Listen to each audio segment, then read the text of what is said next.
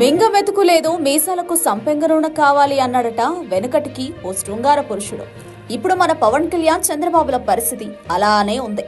జాతీయ media channels నుంచి ప్రాంతీయ సర్వేల వరకు జగన్ గెలుస్తాడని, వైసీపీ విజయం ఖాయమని తేల్చేస్తుంటే పచ్చ మీడియాకు మాత్రం ఇంకా దింపుడు కళ్లెం ఆశలు చావడం లేదు. అసలు గెలుపు కష్టమని అనుకుంటుంటే అప్పుడే చంద్రబాబు సీఎం అయిపోతాడని, ఆయన మంత్రివర్గంలో పవన్ కళ్యాణ్ సహా జనసేన 6 మంత్రి పదవులు ఇవ్వబోతున్నారని పచ్చ మీడియా కోడైకోయడం మొదలుపెట్టింది. పవన్ ను ఏకంగా డిప్యూటీ సీఎం చేసేసింది. పిఠాపురం మొత్తం స్వర్ణమయం అయిపోయిందని బీరాలు పలుకుతోంది. ఇప్పుడు ఈ ప్రచారం చూసి నెటిజన్లు ముక్కున వేలేసుకుంటున్నారు.